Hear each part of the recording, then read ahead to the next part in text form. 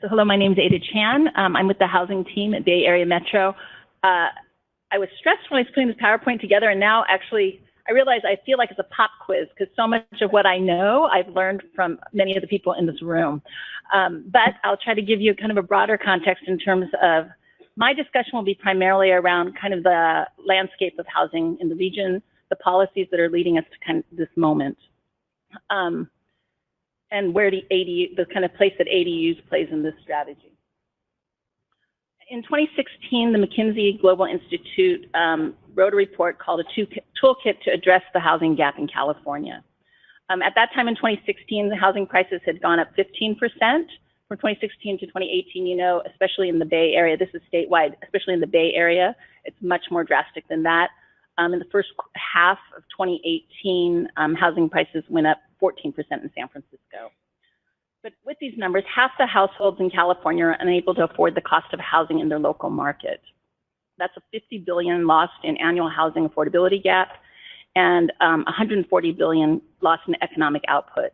Part of that being funds not kind of put into construction, funds that are being used to pay for housing instead of being injected into the economy.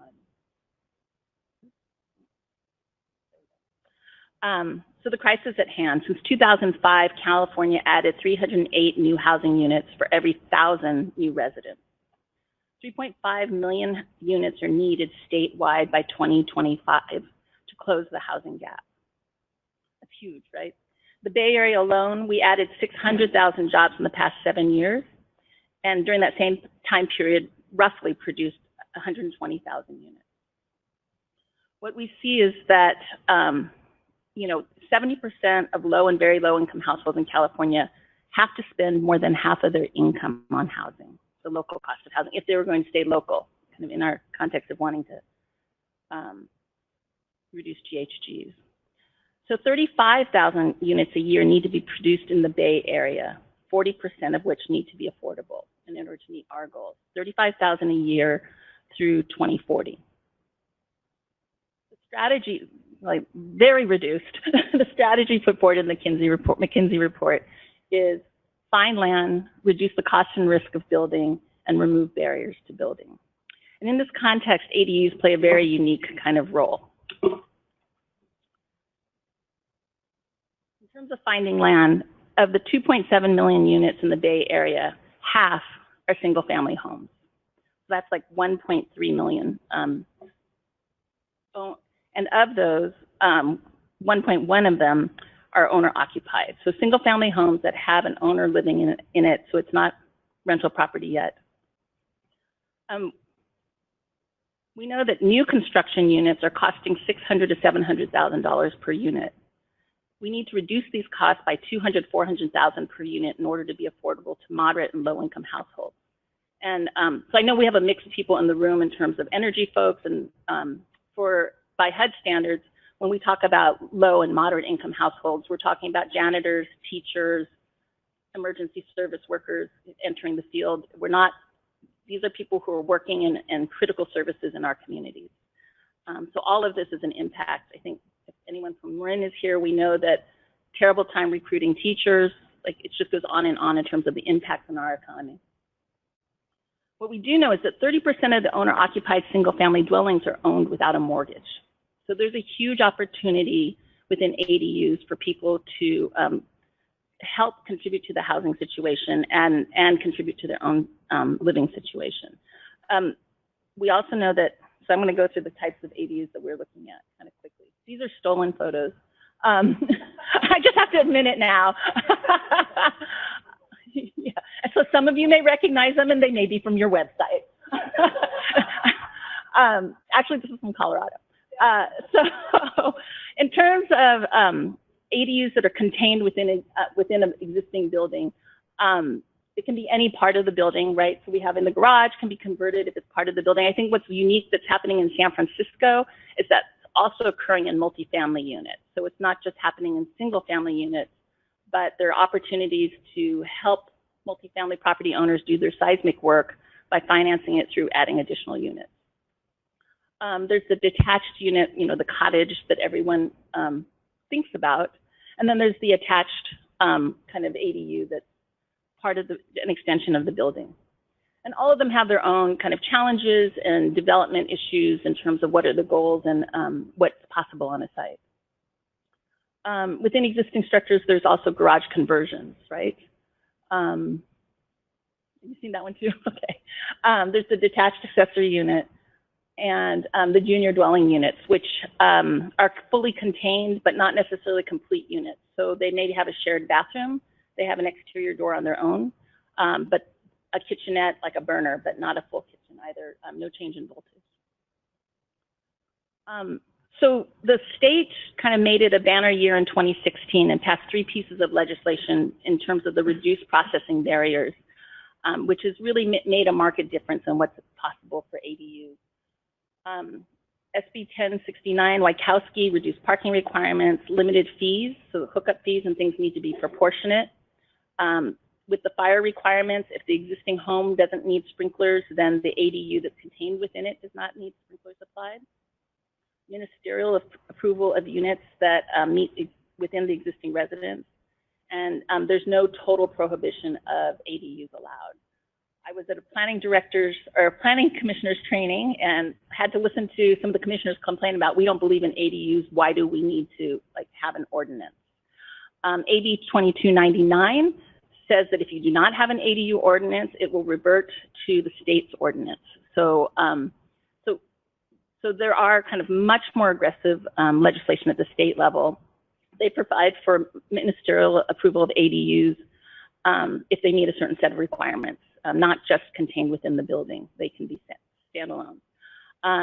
Within those, they increase, if the new unit increases the floor area by 50% of the existing living area or 1,200 feet, it can be ministerially approved. No passageways need to be required in terms of the fire safety and things like that, and if it's an existing. No setbacks for existing garage conversions if it already exists. And so this superseding rule also, which is was a very big deal in 2017. A lot of jurisdictions had to do a lot of work to kind of get new ADU legislation on the books that kind of aligned with what was coming out of the state. AB 2406, Thurmond specifically called out these junior accessory dwelling units, which are kind of like the not fully complete units, a small kitchenette, maybe a shared bathroom. So there was a lot of work done at the state level to reduce barriers.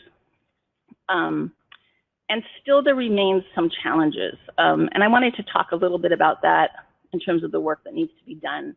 And I know we're specifically going to talk about codes and regulations today, but just for you all to understand, in order to get to scale as a housing strategy, these are one by one kind of, right? Every homeowner has their own unique circumstance, their family circumstance, their financing circumstances. What we see is that the Turner Center did a study. About 40% of the ADUs built were financed based on existing home equity. Another 30% was built cash, so the family's cash, and maybe 15% with other resources, so maybe shared, family members who could do work in kind and things like that. So what we're saying is like 85% of the costs, when you think about homeowners building an ADU, this is probably the second most expensive investment they're making, or maybe their kids' college education, but it is up there in the top 3. And so when we go down this path of how are they making decisions and how are we helping them to make decisions around their home, we all know how getting involved in development is its own profession, and encouraging homeowners to do this in a way that's financially safe for them, sustainable, and comes up with safe outcomes for our communities is important. What we also see is that there's been an uneven interpretation of the state code and local codes. And so what might be happening in Berkeley is completely different than what's happening in Oakland. How, as a unit being interpreted, are you being forced to build, in effect, a duplex and having all the rules of a unit, a single family home, be put onto a very small unit, right? 500 square feet, and all of those requirements are coming to bear. There's been a lot of advocacy in terms of having a state small building code, and I don't know if that's going to happen. It came to the legislature this year and it didn't pass, as I understand it. But it's still on the, hopefully in the upcoming years. So this is what we saw the legislation do. Are the numbers visible? So part of the housing team's work is that we collect building permits, residential building permits throughout the region. And we spent a lot of time doing that, but one of the benefits is we can see the impact of the legislation. So we see that in 2014, the difference between 2014 and 2016 and 2017 is huge in terms of after the legislation passed. And we think we can do a lot better than this if we can get to some of those other barriers and make this process more transparent for single-family homeowners. I think Alameda County doubled the amount of ADUs that it built last year. So we've seen significant, Oakland quadrupled the amount of ADUs it built. So the when planning staff kind of lean in and want this to be a solution, we have seen like significant. In the North Bay, Napa, and Sonoma, I sat in a room and watched every planning director announce like fee waivers. I have goosebumps thinking about it because it was after the fire, and it was just amazing to be able to see every city show up with its new ordinance, removing all barriers to ensure that housing could get built for residents. It's possible, and the numbers show things are getting built. These are the barriers that, and what we see is that there was a lot of legislation. It was a lot of work for planning departments. And I think some of us were a little alarmed when more legislation came forward because planning departments were still trying to catch up with the original legislation. But what we saw introduced in 2018 was movements to limit developer fees. And some of those fees are like school fees, hookup fees, those types of things. Development impact fees. Prohibit owner occupancy requirements or limit them in terms of how they're enforced. Reduction, so legislation proposed to reduce the approval timelines from 120 days to 60 days. For planning departments, a little alarming. It would be deemed approved if you could not do that within 60 days. Prohibit minimum lot sizes, lot coverage or FARs. Seeing an 800 square foot kind of as of right with 16-foot height limits as of right. Kind of removing any ability to, or you could not require correction of non-conforming conditions as part of a condition of approval for an ADU. So these are some of the proposals at the state level that are very assertive, allowing one ADU and one junior ADU per site. So a residential site could have both a single family home, a junior accessory dwelling unit, and an accessory dwelling unit.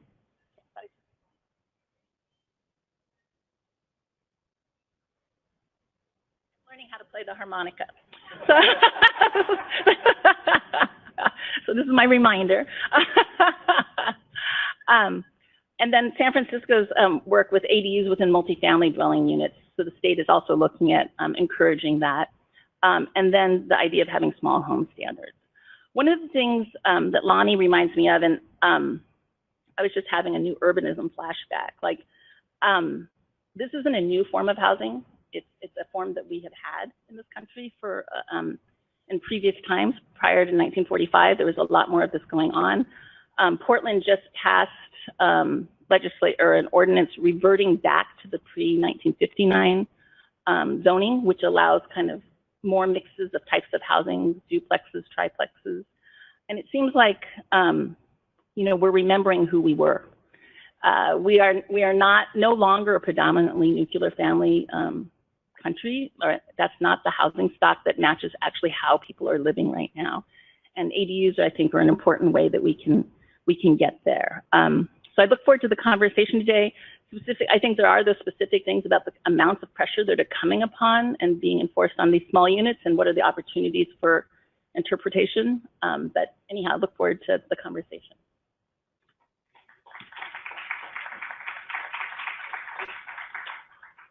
Great, thank you. Does anyone have questions for Ada before she comes down? Yes. Okay, we're going to get you a mic behind you. And then. Wondering if you could provide a list of some of these bills that were recently introduced. This was all in Ting's bill, so it was all in one bill, and I can't remember the number of it. 2890. Thank you.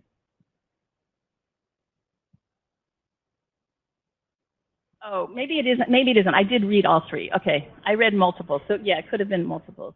Sorry.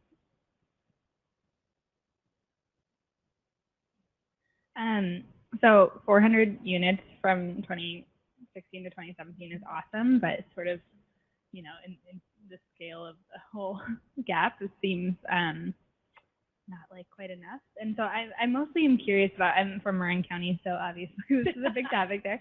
I'm wondering if there's been any surveys of homeowner interest or barriers. I'm trying to get a sense of like, of the cost gap that needs to come down. Is a lot of that permit costs or just like the cost of complying with code? Is it mostly land costs?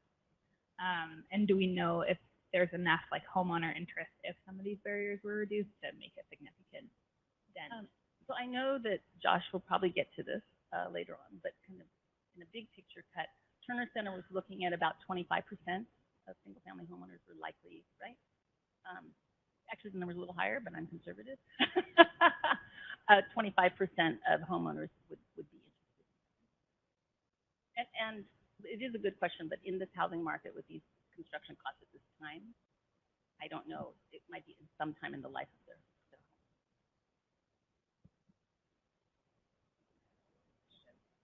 So the one question we want to ask you is, if you were building an ADU, what kind would you build? And why? I should not say this while it's being recorded because Josh and I just had a conversation about that. I actually kind of am quite pragmatic, and my conversation was, I think I had it with Deborah too, is like at what point when you put it, does it become a JADU? We were talking about one of the cities, and like, okay, I have an extra room, and now I have a border, and now we're using a bathroom, and I've given them a burner, and now I put a door outside, going outside. Am I a JADU yet? Like, what's the trigger point on that? I also have an art studio, and I had a contractor come and look at it for my mother and kind of go through what would it take to like make this accessible for my mother. So I'm interested in my art studio being transformed into a unit for my mother. That's great. And it's good to know, you know, even you who have so much experience in it, there's still questions and barriers and things to think about. So great. Thank you.